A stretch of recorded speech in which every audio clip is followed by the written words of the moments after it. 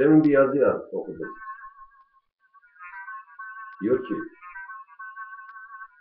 hayat bana hayır dese de bu hayrına karşı inadına ayrılması değil. Sanki benimle doğmuş bu yazı.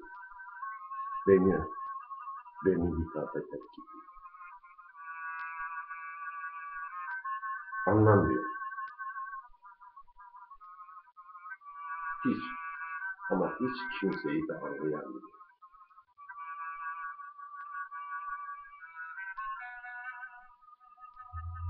Öyle, öyle bir yedi ki üstüme. Sanki koca Muzur dağı kokmuş üstüme geliyor.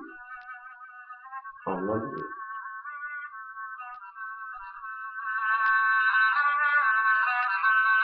Anlamıyor. Bu hayatı anlamıyor.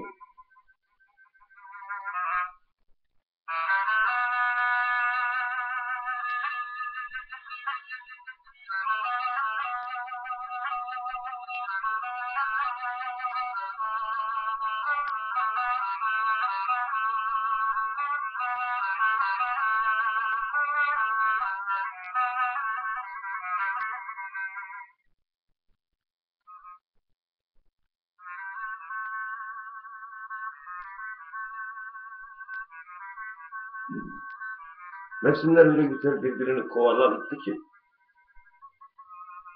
hem baharın hem yazın hem sararan yaprakların hem bembeyaz lapa lapaya karın tadına aldım. O zaman da fark ettim, şimdi de fark edildi. Ama o gün lapa lapa yağan kar, bugün sanki bana küstün. O gün saralan yapraklar, bugün, bugün benim için sararır sanki. Hüznümü anlattı gibi. Baharı görmem,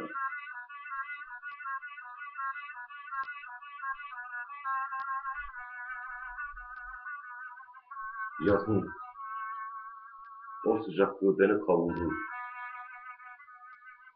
damla damla erittir beni.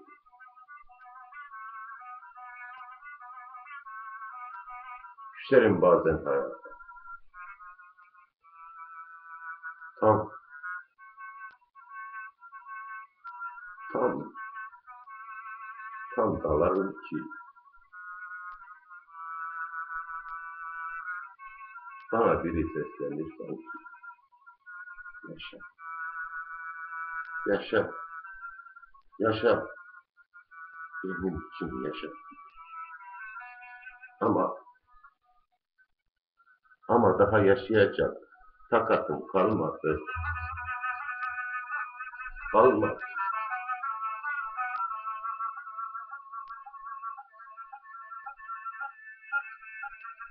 Bu yazın sıcaklığı beni eritti. Yolda yürüyorum, gözümü açıp bakamam.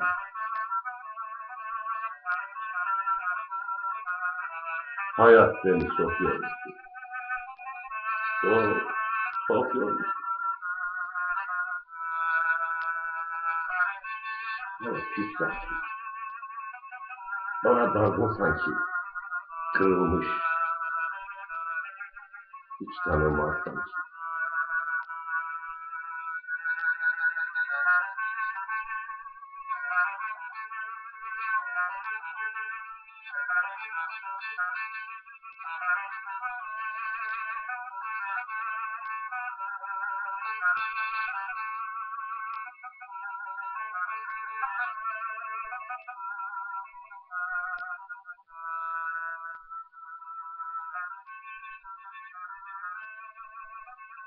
Eskiden ağlardım. Gözyaşım vardı. Hem de hüngür hüngür. İçimi boşaltırdım. Şimdi içime akıtırılmıştım. Hem de nasıl? Bir bilseniz, Bunları da kimseye anlatmıyorlar. Kendi kendine konuşuyor işte. Deli misal. Çünkü anlatsam fayda etmiyor. İnsanlar bir tuhaf olmuş. Anlamıyor. Böyle, böyle bir tuhaf olmuş ki hem de. İnsanları algılayamaz olmuşum.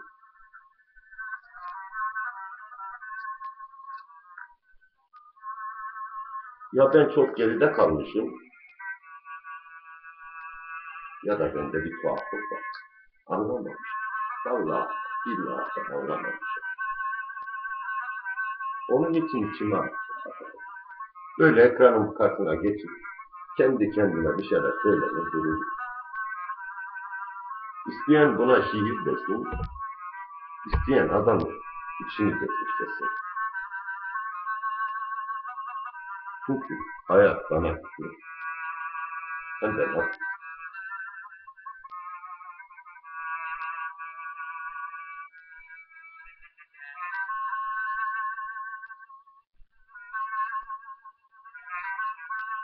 Akmak istiyordu, coşmak istiyordu, titremek istiyordu. Dalgalarda derin, derin kalmak istiyordu. Ama o öyle bir tutmuş ki, öyle bir inanılmaz bir şey.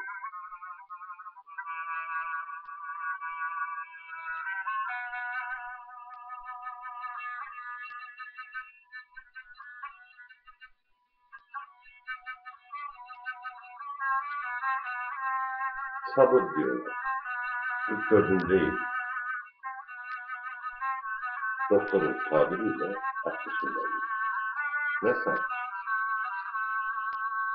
Doğmuşsun, fakiriz, ölüyoruz hala fakiriz. Sabır diyor. Sabır da ne kadar sabır? Taş mı çöküyor? İnancımız haktır. Muhammed Ali'dir. Kimsenin, kimsenin ekmeğinde gözüm olmamıştır. Hata mı işledik? Günah mı işledik? Özünü böyle söylüyor. Hata da olsa. Elimize, belimize, dilimize sahibiz.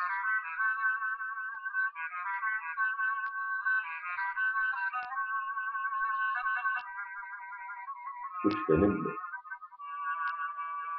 Bilmem. Yine de şikayetçi değilim elimizde, belimize, dilimize sahip olmak. Çünkü böyle gördük, böyle bildik ve böyle yaptık. Ne yapacağım? Hiç şaşırmadım. Bunu bilirim, bunu söylerim. Bunun için de kırıklıyım. Hayat, hayat bana küçük olsa bile, hayat, hayat bana küçük olsa bile,